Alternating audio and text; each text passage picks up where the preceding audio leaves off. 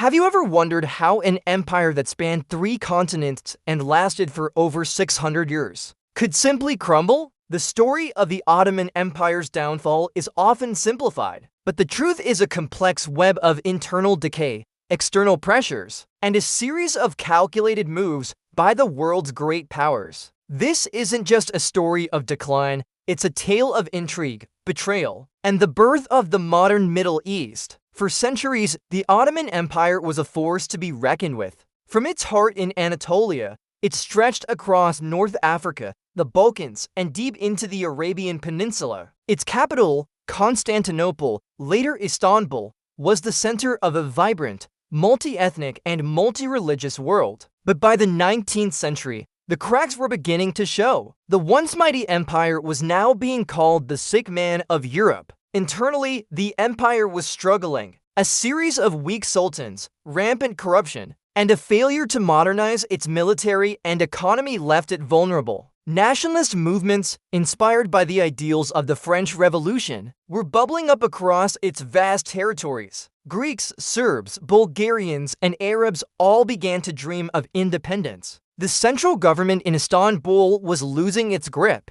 but the real daggers were coming from the outside. The great powers of Europe, Britain, France, Russia, and later Germany saw the weakening Ottoman Empire as a golden opportunity. They began to circle like vultures, each eager to carve out a piece for themselves. This was the era of the Eastern Question, the diplomatic puzzle of what to do with the Ottoman territories as the empire disintegrated. Russia, long dreaming of controlling the strategic straits of the Bosphorus and Dardanelles, pushed south, sparking numerous wars. Britain, concerned about Russia's expansion and the security of its own route to India, played a complex game. They sometimes propped up the Ottomans to block Russia, and at other times, they chipped away at Ottoman lands themselves, taking control of Egypt and Cyprus. France, with its historical ties to the Levant, focused on expanding its influence in Syria and Lebanon. This wasn't just about territory, it was about economics. The European powers forced the Ottomans into a series of crippling trade agreements, known as the capitulations.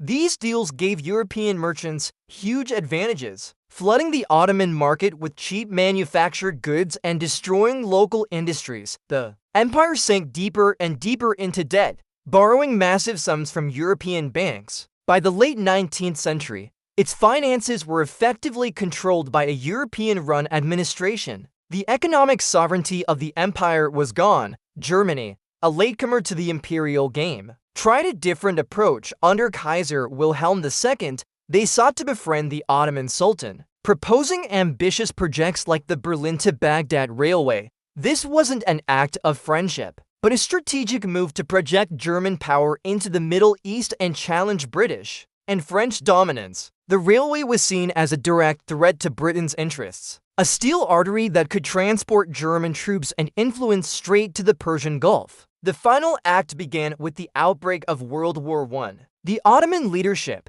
led by a trio of ambitious men known as the Three Pashas, made a fateful decision. They cast their lot with the Central Powers, Germany and Austria-Hungary, hoping to win back lost territories and escape the clutches of Britain and France. It was a gamble that would prove catastrophic. The war was a disaster for the Ottomans. They fought on multiple fronts: in the Caucasus against Russia, in Mesopotamia and Palestine against the British, and at Gallipoli, where they famously repelled an Allied invasion, but at a tremendous cost. The empire's resources were stretched to the breaking point. While the soldiers were fighting and dying, the Allied powers were secretly meeting to decide the fate of the Ottoman lands. The most infamous of these secret agreements was the 1916 Sykes-Picot Agreement. In this deal, British diplomat Mark Sykes and French diplomat François-Georges Picot drew a line in the sand across a map of the Middle East. Everything north of the line, including Syria and Lebanon,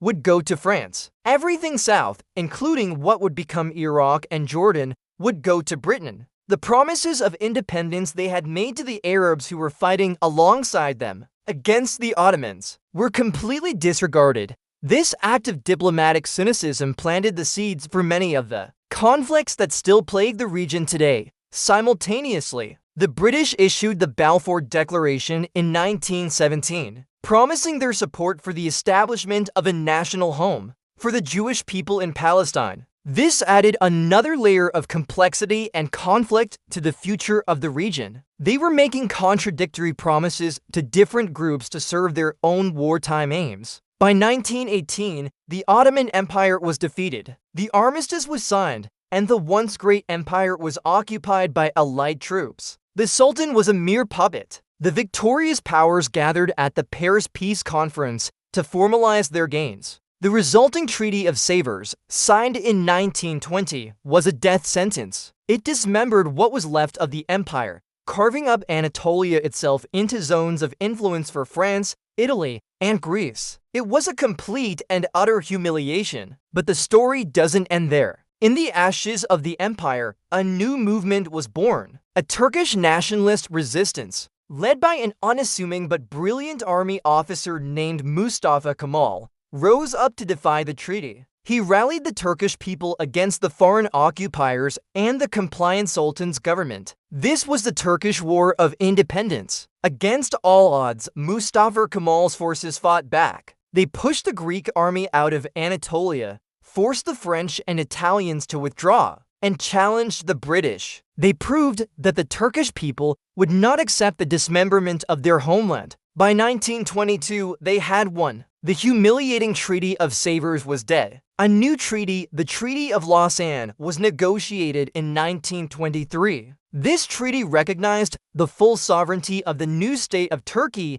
within its present-day borders. A few months later, Mustafa Kemal, who would later be given the name Ataturk, or Father of the Turks, abolished the 600-year-old Ottoman Sultanate and declared the Republic of Turkey. The Ottoman Empire was no more. Its demise was a perfect storm of internal weakness and ruthless external ambition. The great powers didn't just watch it fall, they actively pushed it over the edge, conspiring to dismantle it for their own strategic and economic benefit. The lines they drew on maps and the deals they made in secret have had a profound and lasting impact, shaping the world we live in today. From glory to ruin, the final chapter of the Ottoman Empire is a powerful reminder of how the currents of history can be shaped by both the grand sweep of imperial ambition and the quiet strokes of a diplomat's pen. Thanks for watching. If you found this journey into the past fascinating, don't forget to like this video and subscribe to our channel for more deep dives into history's most pivotal moments. See you next time.